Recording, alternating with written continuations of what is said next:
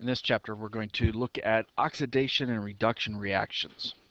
Now, this is the beginning stages of a bigger topic in chemistry that we call electrochemistry.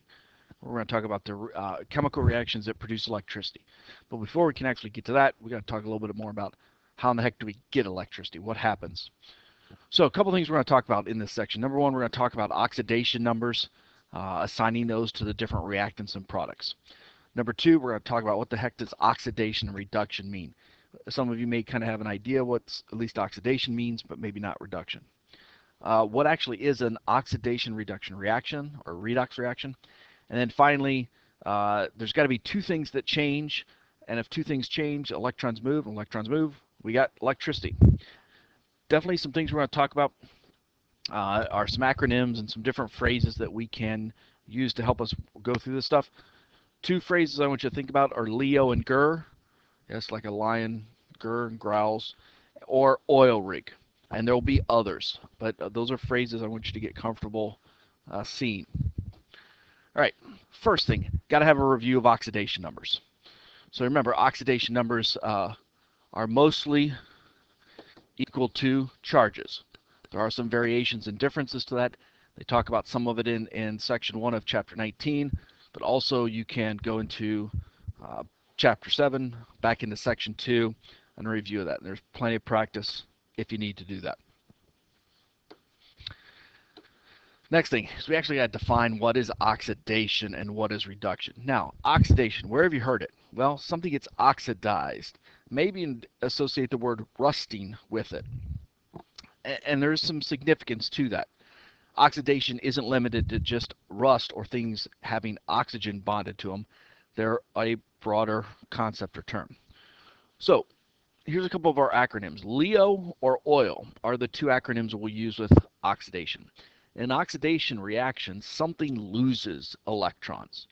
So we've got lose electrons, oxidation, or oxidation is lose. There's our little acronyms for it. So what do we have here? We have a reaction where an atom or an ion loses electrons from what it had in the beginning of a situation. Now, if it loses electrons, its oxidation state or its oxidation number is going to increase.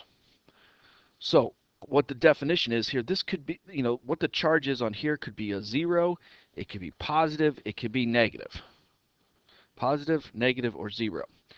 But what it's going to change into is something greater than what it previously was. So again, increase means more positive.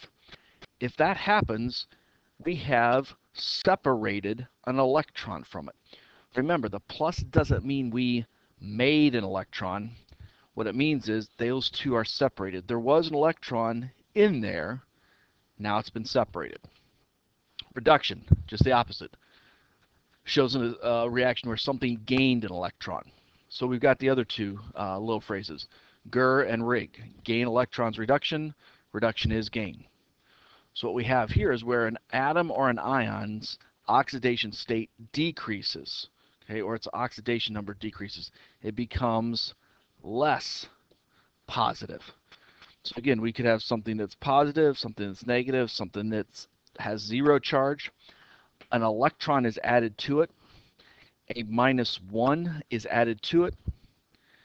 And the charge now on that new structure, whether it's an atom or ion, will have an extra electron added to it, so its oxidation number will have dropped. Again, they could be positive or negative. We've got there's flexibility here in terms of what are we starting with and what are we ending up with. It doesn't matter. We just need to understand what it changed to. Next thing, if we're going to have oxidation reduction reactions, you've got to have both. You can't have one without the other. So if something rusts, goes through rusting, something was oxidized, but then there's something else that we don't see that was reduced. We just may not see it. So again, can't be one without the other. There has to be both. what we'll do as we get into the section, we'll actually look at those redox reactions and kind of look at how do these work.